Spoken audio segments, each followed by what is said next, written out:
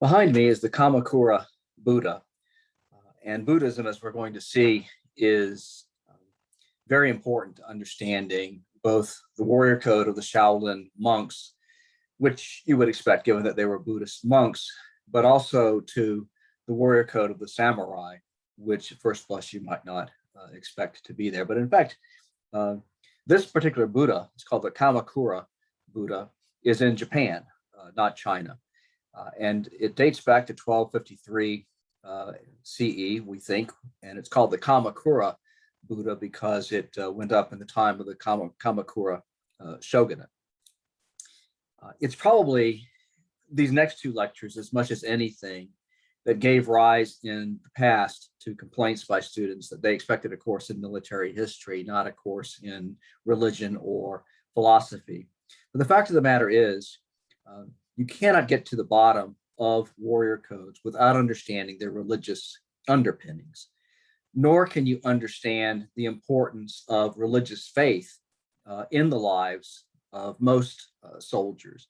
There's a famous expression, there are no atheists in foxholes. There's something to that, but there's also the idea that soldiers carry with them into battle faith systems, faith traditions that are important to them, whether it be Christianity, Judaism, Islam, or some other faith tradition. So this is the kind of thing that perhaps a civilian might not readily understand, but that those who have served in the military, and to some extent those who are athletes, would understand much more readily.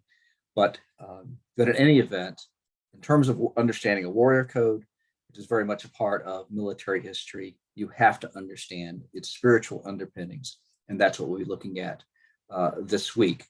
By way of reminder, there is a review session coming up on Wednesday, October 6th. That's in Smith Lab. I want to say the lecture hall is Smith 105, but double check that to make sure. The midterm examination begins on October 11th. You'll have the week to figure out a time within that period when you want to do the examination. There'll be an essay that you could work on the entire time.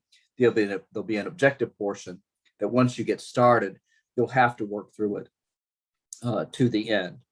So there is that. One further thing is that based on the statistics that I've been able to see from Carmen and to some extent from YouTube, it really does not appear as if all students are watching these videos. And that concerns me because a great deal of the material on which your ability to do well on the midterm is going to derive from watching the videos. It's possible that you might think that you can get by on the quizzes without watching the videos. I can't help that. These are deliberately low stakes quizzes that are designed not to hurt you too badly if you do poorly on them. They're mainly intended to get you to complete a block of material by midweek or the end of the week as it was originally. But I can't make you watch these videos until the midterm examination, when you'll discover that you cannot do well without having watched these videos and in enough time to really take them in and to understand what they're trying to tell you. I don't know how to emphasize this, this enough. That if you want to do well in this course, you've got to look at the material. You've got to do the readings. You've got to do, to do the lectures. To me, that is sheer common sense. But it is surprising to me, and yet not surprising, that that many students will try to figure out the minimum that they consider to be necessary to do adequately in the course, in terms of by whatever to whatever degree adequate means to them. So for some people, adequate is getting a B. So for some people, getting adequate is a C. For some people, getting adequate is whatever they can get and survive the course successfully. I don't know how to change that attitude where it exists. I would like to suggest to someone who's learned these kinds of lessons the hard way that you cheat yourself out of an education when you take that particular stance to things. You have the opportunity to learn a great deal that will enrich your life, whether it turns out to have a practical impact on your vocation or not. Um, so that's an important consideration. But another one, even from a vocational standpoint, is you might think that, well, the only thing that a prospective graduate school or a prospective employer might care about would be how I did in courses that are directly relevant to my choice of vocation. You're wrong. You are absolutely wrong. What everybody pays attention to is your cumulative GPA, how well you applied yourself to all courses across the entire college curriculum. If you want to get into graduate school in history, let's say, and you want to say, well, I got all A's in history, we don't care. Speaking as someone who looks at graduate applications in history year after year after year, we don't care. We care about how you did in all your courses across the board.